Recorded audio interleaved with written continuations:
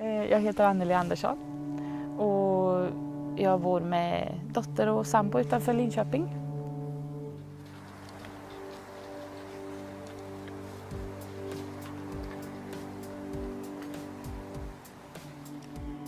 Jag satt och surfade på nätet, letade lösningar på allting som jag tror många föräldrar gör. Man vill hitta lösningar på saker som man tycker är svårigheter och begränsningar. Så. Och bara ramlade in på en hemsida om den här Zoomen. Redan där visste jag att en sån här måste vi ha till vår dotter. Det var det som jag hade önskat mig i flera år. Jag hade önskat mig någonting liknande fast jag inte riktigt visste. Men den funktionen, att kunna komma ut i skog och mark och på stränder och överallt där jag började märka att det var svårt att dra fram rullstolen. Jag tittade på de här filmerna och såg den frihet som det såg ut att ge. Att den gick i terrängen och den klättrade och den gick ner i diken och upp igen och den klättrade över trottoarkanter och också det att det var den här sitsen, go-kart-sitsen, som gjorde att man fick en bra sittställning. För våran dotter skulle inte kunna sitta på en sån här vanlig fyrhjuling. Det som har förändrats är känslan av att vi kan röra oss där vi vill röra oss. Förut så upplevde vi en begränsning och en tanke om begränsning som det skulle bli svårt att få visa vår dotter skogen och få uppleva att verkligen ta sig fram i terrängen som jag själv tycker är härligt. Och att kunna ta sig fram på ett lekfullt och roligt sätt. Inte bara ta sig fram utan det är kul också. Det var det jag föll jättemycket för. Ja, vi använder den ju när vi ska ut och gå. Vi har ju hund och när vi går ut på promenad så kan ju vår dotter följa med på ett helt annat sätt än tidigare. Tidigare så var det ju så att vi puttade rullstolen och ville hon se någonting eller känna på någonting så var det ju för att vi kunde hjälpa henne fram till det.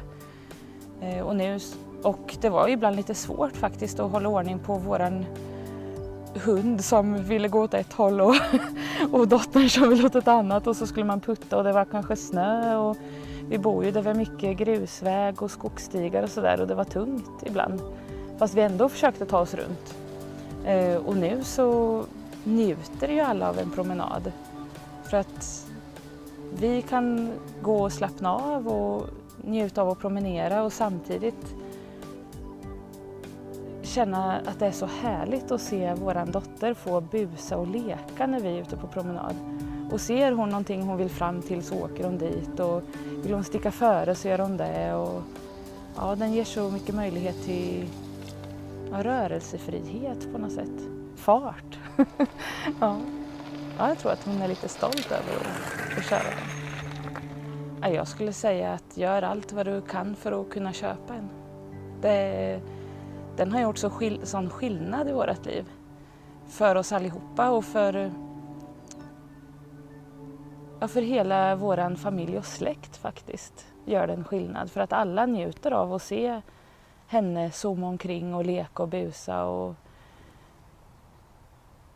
det är den bästa sak vi har. Det är verkligen så.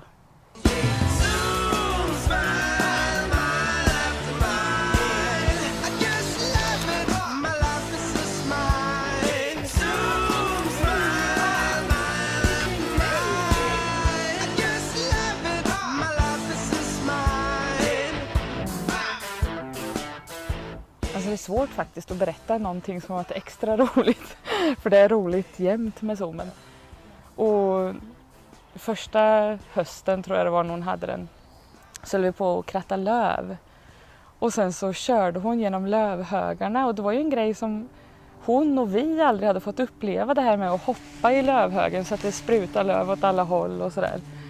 Hon körde fram och tillbaka i lövhögen och bara skrattade liksom. Och man blir så varm i hjärtat att hon får uppleva det buset. Så.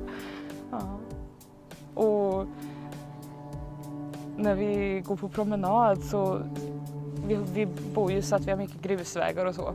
Och då är det ju jättekul att spinna loss så att det sprutar sten.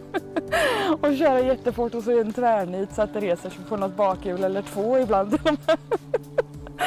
Och det är jättehärligt. Ja. Jag blir helt gott verkligen.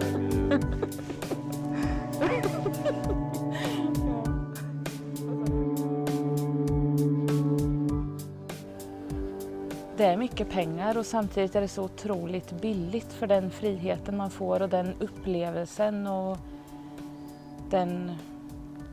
Ja, jag tycker att det går inte att mäta i pengar det som vi får tillbaka ifrån att ha zoomen alltså. Förr så var det verkligen så att när vintern kom så ökade våran sorg och våra svårigheter och